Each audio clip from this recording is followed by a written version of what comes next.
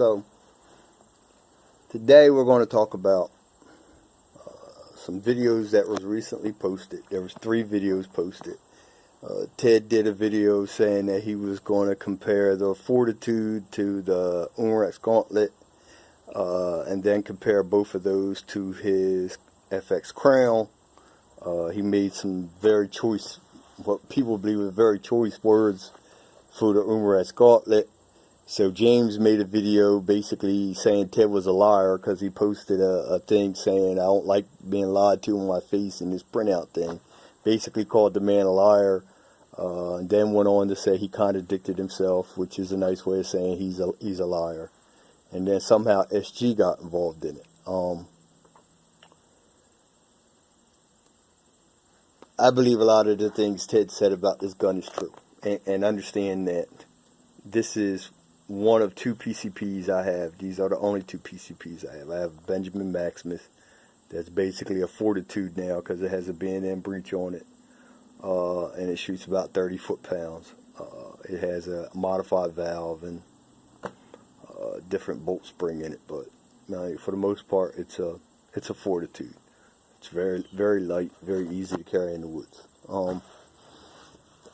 So that's the only gun I have to compare it to. I compare my Umrex Gauntlet to my Benjamin Maximus.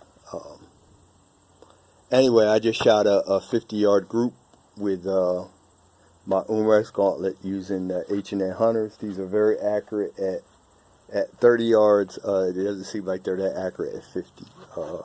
I think the gun's more accurate at 50 with Crossman Premier hollow points. I think I shot a tighter group. We're going to talk about that. We're going to talk about the performance of these H&N Hunters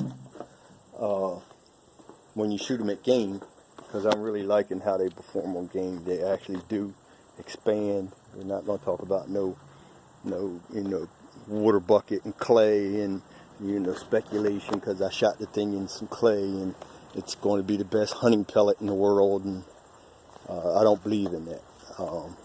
You shoot in the clay to see if it will even expand at all, and then you have to go out and shoot it at some real honest to goodness breathing things to see what it's really going to do. So we shot this at some a big old raccoon in the corn feeder. That was a big raccoon. I might have to come out there and shoot the big raccoon in the corn feeder in the backwoods. But anyway, this is what I just shot.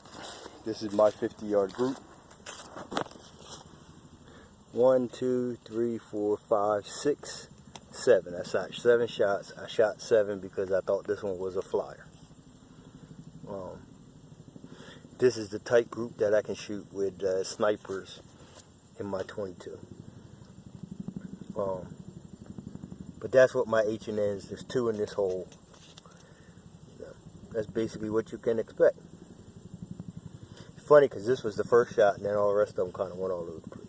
Some of that might be me, might not be me, but I really think it's just the gun. It's just what the gun does. It is what it is.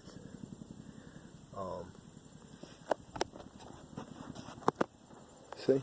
Shot from way back there, about 50 yards. So, we're going to talk about these videos. I think there's a simple solution to the James claiming that he proved his point. To look at my group on paper and then shoot a group and say my group is just as good as his group ain't really proving my point. They live less than, I think, 300 miles from each other. One's in Wisconsin, one's in Indiana. They can start a GoFundMe page, or they ain't even got started GoFundMe page. They can make a gentlemanly bet and meet each other.